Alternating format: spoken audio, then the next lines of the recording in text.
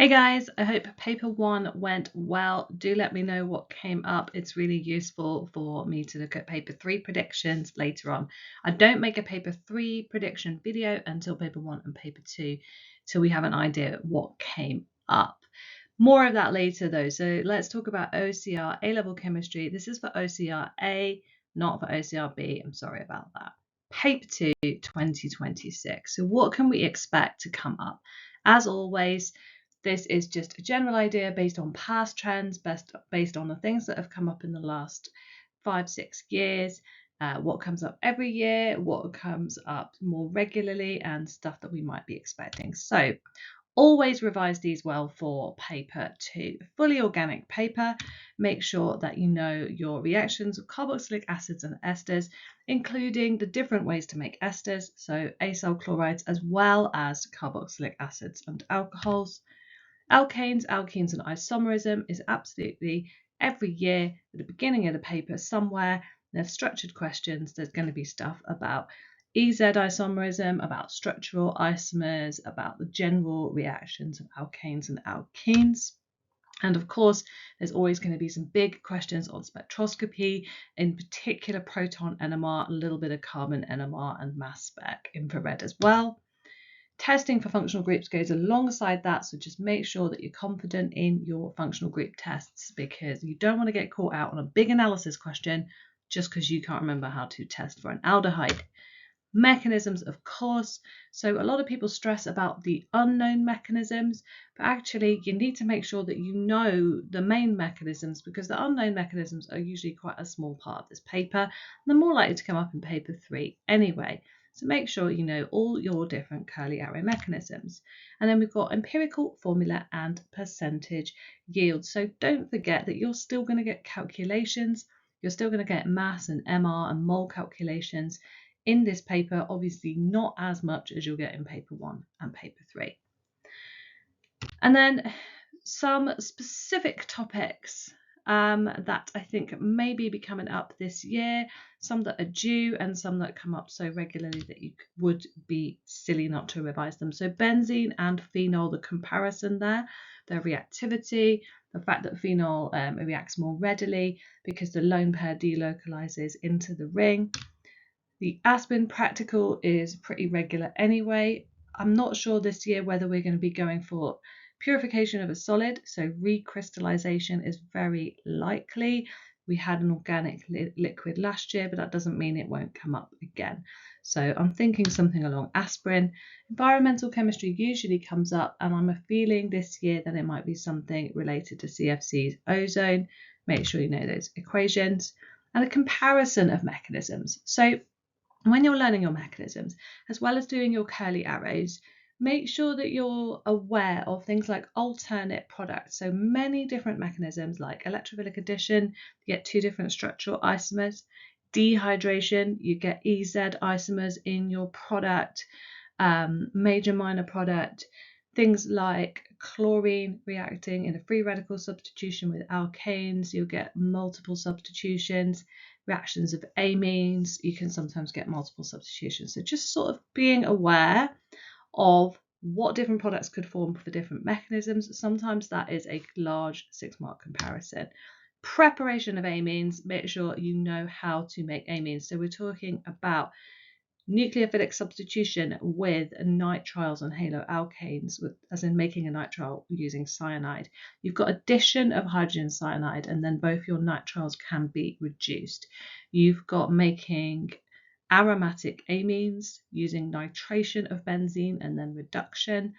And then you've also got simple reaction of ammonia and bromoalkanes. So preparation of amines can be big exam heavy questions because they can put lots of different organic synthesis routes into the same question. And then reactions of alcohols. So I'm thinking a lot about oxidation, but also dehydration. So dehydration of alcohols is elimination to make an alkene. You get multiple different isomers in the product, so we can get lots of questions about that. But also definitely make sure you know your oxidizing agent conditions, how to make your aldehyde, carboxylic acid, ketone out of your primary and secondary alcohols, as well as writing equations for that. So just using the O in brackets. So if you're running out of practice or you would like some more practice, you might be aware that I write predicted papers. So I just want a moment in this to talk about some pros and cons, because I'm not the only one that does predicted papers. Other people sell them. Some people are selling mine. That's a different story. I just want to talk about what's the good things about it and the bad things about it so that you can make your own mind up. So the main benefit of a predicted paper is about unseen questions. Okay, about seeing a whole exam that you've not seen before, because it's actually really difficult to do. By the time you get to this point, you'll have done most of the practice questions that you've already seen. And that's why I sell my predicted papers, not just for this current year, but also for the last 2 years, because sometimes there'll be things I predicted to come up last year and then they'll come up this year instead. So I sell all of them together. Realistic practice.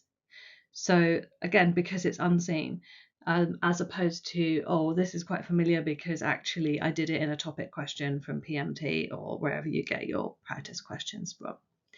It's going to help you identify some weak topics. There might just be something that hasn't come up in a past paper for a while but is on the specification. I do make sure all of my predicted papers are matched to the specification for that reason. And sometimes when you're doing them in the mark schemes don't make any sense. That's why I make sure all of my papers come with full video walkthroughs.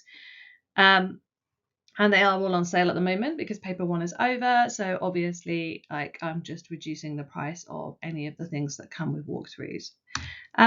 It is impossible to predict everything. Of course, it's like a weather forecast. Sometimes it is entirely different to what you expect. Most of the time, it's pretty similar to what you expect. There might be some small surprises. So don't use them if you're just going to go and get it and memorize a mark scheme, because that's not useful to anyone. You might as well just be doing that with past papers.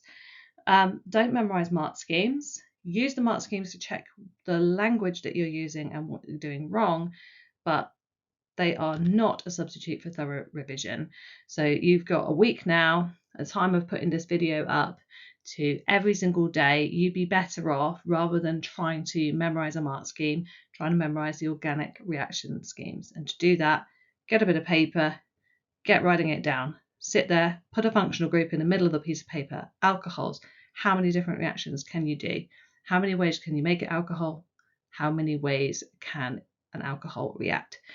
These little things are just every single day, they're really going to add up. If you want more advice on organic revision and exam practice specifically, I've got another video on that you can have a look at. Also want to say that all my predicted papers are written by me. I've got 20 plus, I don't know how many, years experience teaching, tutoring, examining and working with exam boards. So I do make sure they're matched to your spec as much as possible. And I've improved the format this year actually. And then a few things that are on my website are free or small amount of money as well. Retrieval practice quizzes, free to use for any student. And they are just a really great way of topping up your knowledge every single day. Just keep doing them and see what it is that you still need to work on. Same with my multiple choice videos. Multiple choice questions, you can download a free pack of those with video walkthroughs. They're all mixed topics. And then if there's a particular topic that you're like, I really just need to focus on this thing that I keep getting wrong, then you'll find a lot of that in my exam prep hub. So at the moment that is discounted, and the exam prep hub comes not just with the predicted papers, the walkthrough videos for the last 3 years, and a whole load of other practice assessments and a whole load of other topic videos, but it also comes with my live classes. So obviously you've missed the paper 1 class, but we're having a paper 2 class this weekend on Saturday morning, and then we are having another one following Saturday for paper 3. So you can still get that included, and obviously I've reduced the price because you've missed the paper 1. And as I said, the practice papers and predicted papers. But I've also got a set of extended response questions for you to practice, so 6 markers and a calculations booklet. So if you're in year 12, actually, that's a good place to start downloading some of this now, while it's easy to get hold of, because I might change it next year on my website.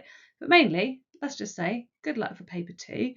Do not underestimate how much you can do between now and your paper 2 in terms of remembering organic content. It will go in if you keep throwing it in there. Good luck.